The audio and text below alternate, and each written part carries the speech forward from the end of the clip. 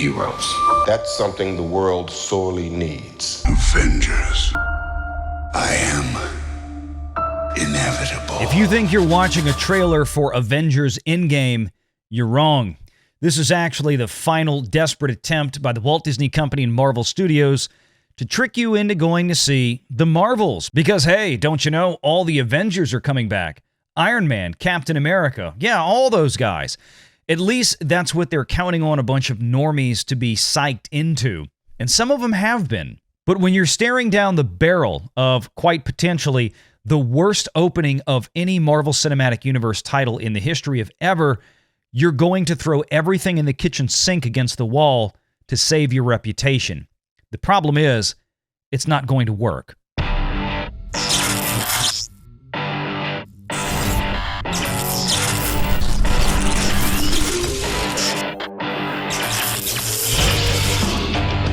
Renegade Online.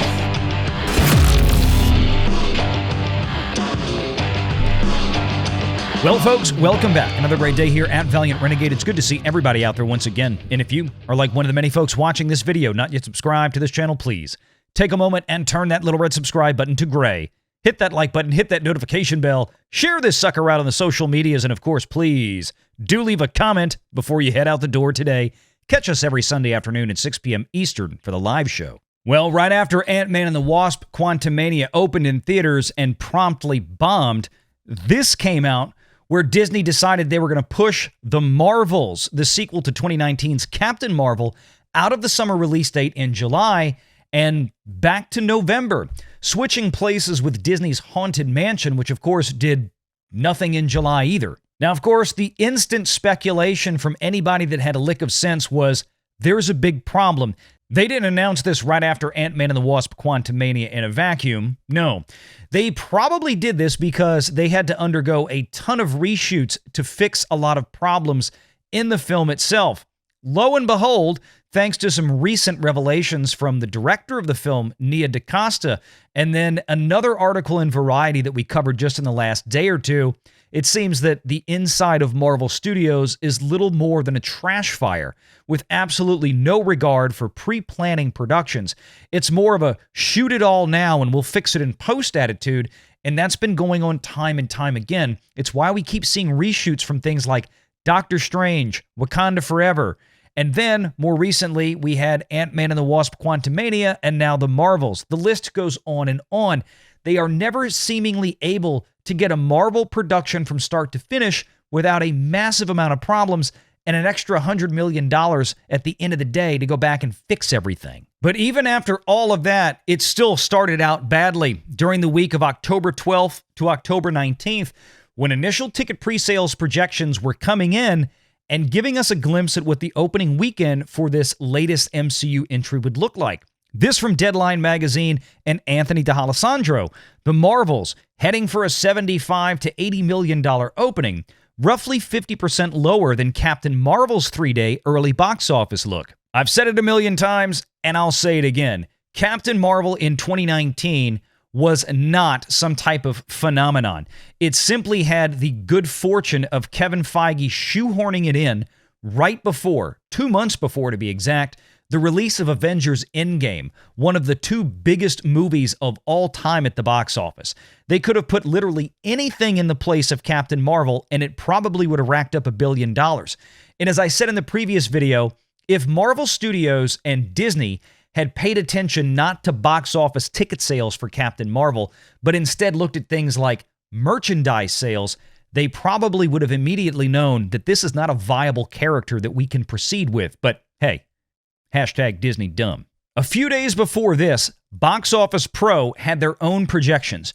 You can see from October 12th, The Marvels was guiding towards a $50 to $75 million 3-day opening weekend with a $121 to $189 million total domestic box office run. Now, obviously, Deadline guided towards the upper range of what Box Office Pro had, and their report came out almost a week after Box Office Pro's initial projections, but it didn't seem to me like there was much going on at the top end of that range. I felt like this movie was going to continue to trend downward as we approached opening weekend, meaning that those ticket pre-sales that were detected in the first few days were what you typically see with Marvel Cinematic Universe titles.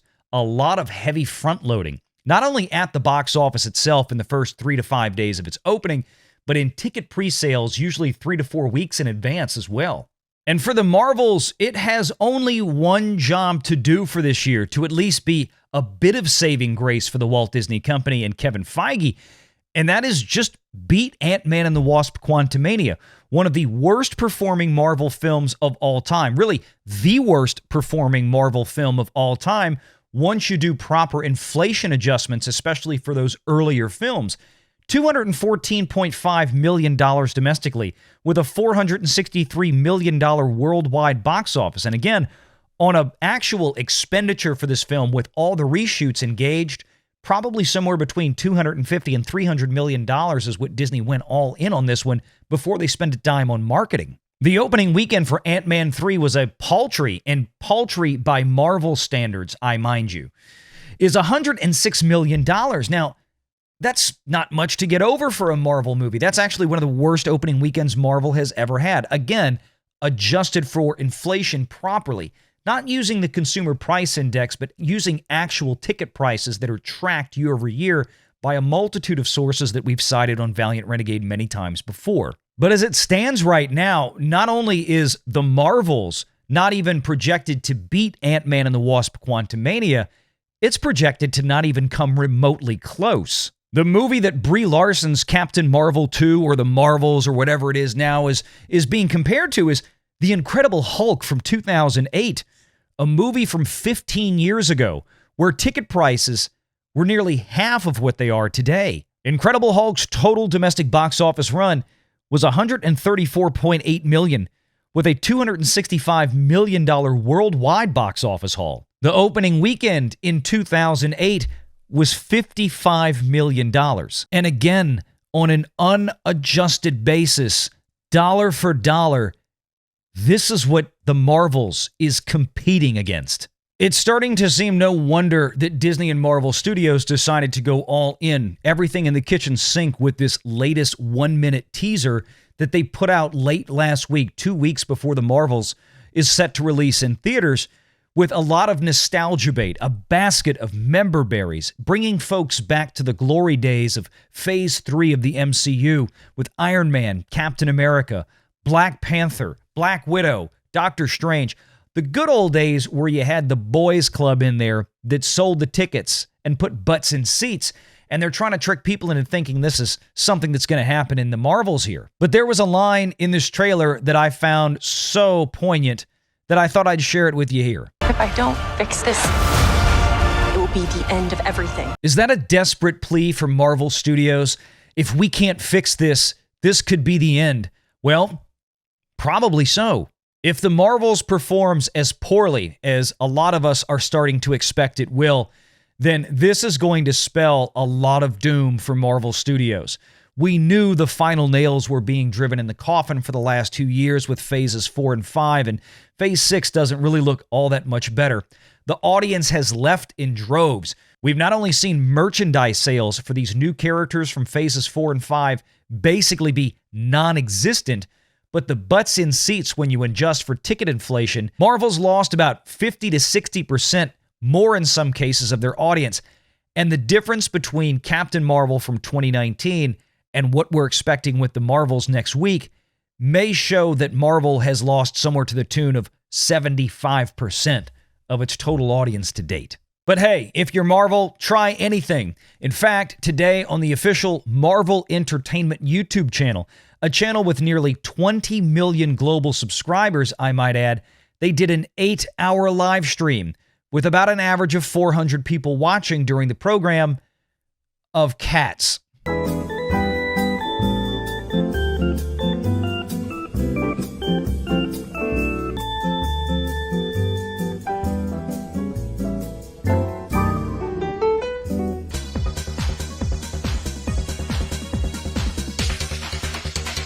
Now, I get it. They were trying to do a pet adoption thing, and apparently Flerkens were a deal for Captain Marvel or something, but this just does not have a good look to it, especially when nobody is watching this thing, and it's 8 hours long of cats playing with toys and food.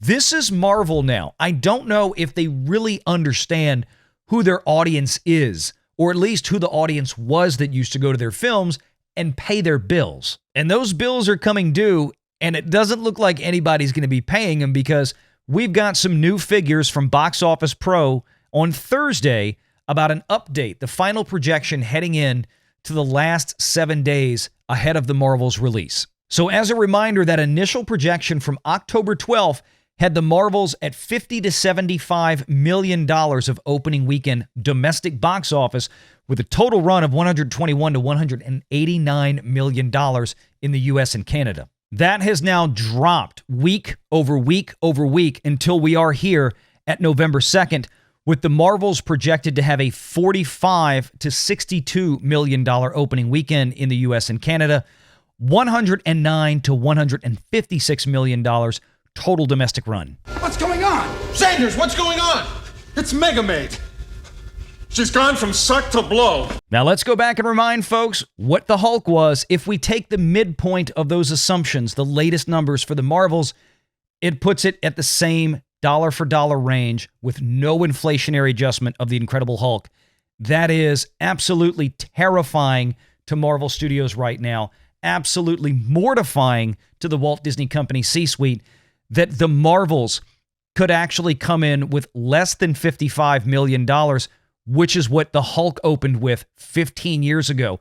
The Marvels could actually come in with the same or lower total domestic box office run as this movie from 15 years ago. Do something! Do something! Do something! You broke it. You bought it, Marvel. You paid $4 billion to buy an IP to try to get the boys engaged with Disney properties, just like you did with Lucasfilm and Star Wars. And then you promptly turned around and filled it full of girls and stuff that guys didn't want to see. I mean, I can't imagine what happened. I don't know where the audience went. I can't figure this out for the life of me. Why 8 hours of cats on a live stream on the official Marvel YouTube channel didn't get all the big superhero fans engaged. I can't believe the guys didn't come out for that one and are not lining up to pay $15 a ticket to go watch Brie Larson and 2 other people they have no idea who the hell they are for the next 2 hours. Well, good luck, Disney. Good luck, Marvel. Go ahead. Bring in the X-Men. Bring in the Fantastic Four. By the time you do it, it won't matter. There's not going to be any fans left.